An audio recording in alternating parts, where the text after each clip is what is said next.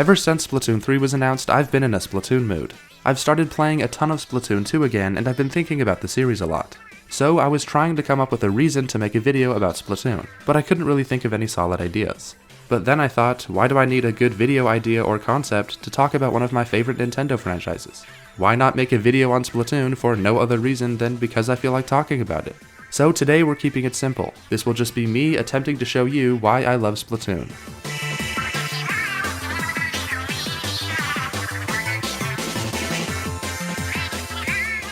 Now this is a pretty broad topic and it's difficult to give one straight answer. So I've split my answer into 3 different parts, and we'll go over each of them individually. The multiplayer, single player, and style are the 3 biggest reasons why I love Splatoon. These 3 things in combination are what keep me coming back time and time again, and are why I enjoy playing these games so much. I'm not a game designer, so this won't be a detailed breakdown of exactly what makes Splatoon fun. These are just some of the elements that I think are really fantastic and are what makes Splatoon so special. Now let's start by talking about the multiplayer.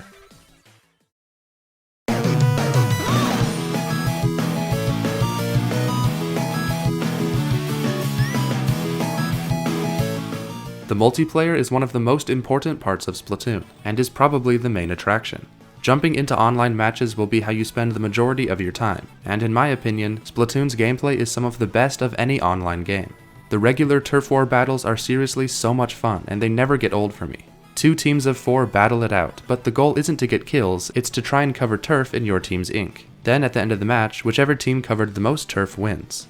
This incredibly simple setup is genius, and it's still fun even after hours and hours of playing. Turf war matches are only 3 minutes long, which I think is the perfect length. This short runtime makes the battles feel frantic and energetic, and they're also short enough that you don't feel too defeated when you lose. A big problem I have with some online games is when the matches take way too long and then you end up losing because someone disconnected or something. Turf wars are perfect for jumping in and playing a few casual matches early on a Saturday morning. But if you're looking for something a little more intense, there's also ranked battles that last longer and have various different types of modes and objectives. There's Tower Control, Splat Zones, Rainmaker, and Clam Blitz. All these modes offer different gameplay styles and are all fun in their own way. I especially love Rainmaker and Tower Control, as trying to get into enemy territory is always really fun. Ranked mode can get pretty crazy and can lead to some truly epic moments and comebacks. The balance between ranked and regular battles is perfect. Turf wars are always good for some short, quick fun, and if I'm craving something more high stakes, then I'll play a few ranked matches. And to add even more variety, you can always change weapons, which drastically changes the way you play. I usually just stick to a splatter shot since that's what I'm best with, but I also love using dualies, rollers, and brushes. There's also tons of different maps to play on. There's the verticality of Moray Towers and the super narrow design of Arowana Mall. And in Splatoon 2 they added an entire separate game mode called Salmon Run, which has zombie horde style gameplay which requires teamwork to succeed at. This mode is a ton of fun and gives you even more to do. All of this, and I haven't even mentioned Splatfests, which are these awesome events where the world chooses between 2 different sides and they battle it out to decide which is better. Splatfests don't really happen anymore, but they were so much fun and they really created a sense of community, and I'm sure they'll return in Splatoon 3.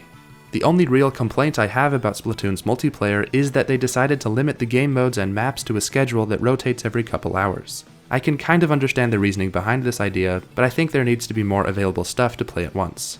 You basically just have to hope your favorite ranked mode is open right now, and if it isn't, you'll have to wait multiple hours just to play it, and that's really lame. Hopefully they fix this in Splatoon 3, and let you play whatever mode you want and increase the number of maps in the rotation. The replayability of Splatoon's multiplayer is incredible. There's basically an infinite amount of fun to have. Whenever I go back and play one of these games, I'm surprised at just how much I enjoy playing online matches. All of this stuff I mentioned is why the multiplayer is so fantastic, and it's a big reason why I love Splatoon so much.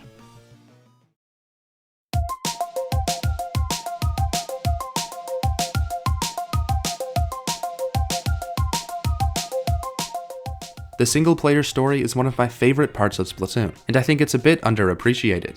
The story modes in these games are pretty fantastic, and I think people often brush them aside and focus only on the multiplayer. The first Splatoon, Splatoon 2, and the Octo expansion all deliver impressive single-player experiences with great level design, fun boss fights, and memorable characters. I'm going to dive into spoilers for all 3 single-player Splatoon stories, so if you haven't played any of them yet, you can skip to this timecode to avoid spoilers. Splatoon 1 has you playing through levels in Octo Valley to rescue the Great Zapfish. I love the overworld of Octo Valley, and it's cool that finding the levels is turned into a little mini puzzle itself. The levels themselves are really well designed, and they make great use of the game's mechanics. It teaches you how to best use your kid and squid form, while also teaching you how to use all the various specials. These levels are actually similar in setup to another one of my favorite games, Super Mario Galaxy. There are multiple linear platforming challenges, and once you complete a section, you launch over to the next one. But the thing I love so much about these story modes is that most of the level design is full of things that you could only do in a Splatoon game, like invisible platforms you reveal with your ink, and sponges that increase in size as you shoot them. There are tons of creative mechanics, interesting enemy designs, and there's even a secret scroll hidden in each level for you to find, which unlocks some really interesting lore about the Splatoon universe. I also love how Captain Cuttlefish and Agents 1 and 2, who are really just Callie and Marie, are constantly communicating with you and making jokes. And the final boss fight against DJ Octavio is amazing. The final stretch where the Calamari incantation starts playing is awesome, and I especially love when Captain Cuttlefish breaks free just so that he can start dancing. Overall, I think Splatoon 1's story mode is really good, especially for a first try. Splatoon 2 also has a single-player story, and it's pretty much just an upgraded version of the first games. This time you complete levels in Octo Canyon, and once again you have to save the Great Zapfish. But now you can use tons of different weapons, and there's even more creative level design. This mode serves as a great way to get familiar with different weapons, and there are some great levels designed around specific weapons like the Charger. Splatoon 2's story mode is also longer than the first games, offering more content and replayability. The final boss is once again DJ Octavio, alongside a mind-controlled Callie. It's a pretty standard fight, and I honestly think I like the first game's final boss a bit better, although I do love the final moments using the Rainmaker. I think Splatoon 2 basically perfects this style of linear platforming. It takes everything that was so great about Splatoon 1 and expands upon it and makes it even better. But as fantastic as Splatoon 2's story mode is, it was still really similar to the first game. Were Splatoon games destined to stick with this same formula forever? Or would the series be able to expand and reach new heights?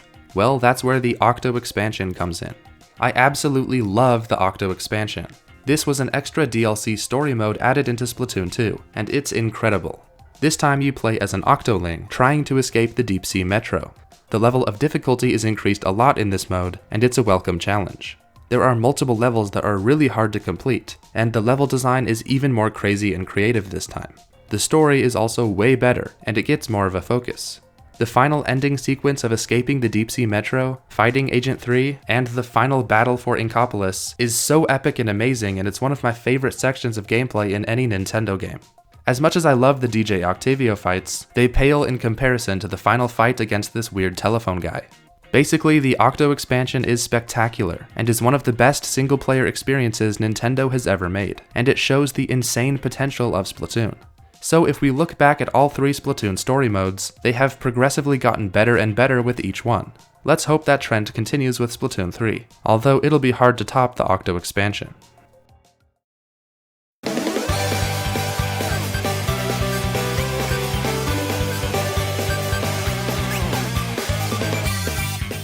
The style in Splatoon is a combination of a whole bunch of things like the visuals, world building, music, and clothing.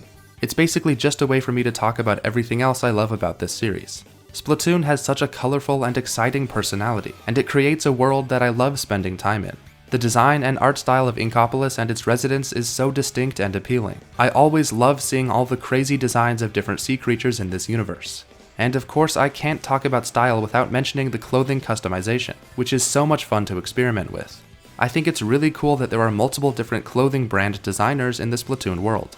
I'm not the biggest fashion lover in real life, but in Splatoon, I'm all over it. Going shopping and creating the perfect outfit is always so much fun. And all the clothing can be bought with in-game currency, so there's absolutely no microtransactions. Let's hope it stays that way in Splatoon 3. And as you've been seeing in the gameplay in this video, the visuals of Splatoon are super bright and colorful and look terrific. One of my favorite parts of the Octo expansion is the vibes and atmosphere it creates. It's super unique and unlike anything else Nintendo has ever done. There's this sort of vaporwave aesthetic that works so well and really enhances the gameplay. There's also some really awesome world building elements like the lore found in the scrolls, and lots of other fun details like being able to see Inkopolis Tower from the first Splatoon in Splatoon 2. I'm super interested in the post-apocalyptic world of Splatoon, and I can't wait to learn more about it. And last but certainly not least, there's the incredible music of Splatoon. The music enhances both the multiplayer and single player, adding some fantastic tunes into the background while you play. Online matches have super energetic and upbeat songs that get you ready for battle. All the music is created by different artists in the Splatoon universe, which adds to the world building. The sheer number of amazing songs is crazy. There is seriously so much great music in these games. I don't really know anything about music, but I feel like Splatoon has some of the most creative and unique music of any video game franchise. I just love Splatoon's sense of style, from its visuals to its music. For being such a new IP, it's insane how fast Splatoon has created its own identity and managed to separate itself from all of Nintendo's other franchises.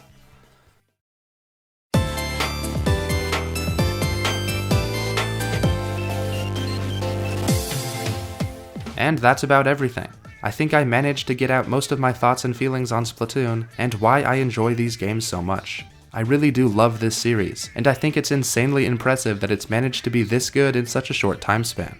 I mean, the first Splatoon came out in 2015, and we've already gotten an amazing sequel with an incredible extra expansion, and there's a third game fast approaching. Honestly, Splatoon is one of my favorite Nintendo franchises, right up there with Mario and Zelda. But what do you think about Splatoon? Do you love this series even more than me, or do you think it's not as good as I'm making it out to be? Let me know down in the comments. I can't wait to see where Splatoon goes next, and hopefully we'll see some more news on Splatoon 3 at E3 this year.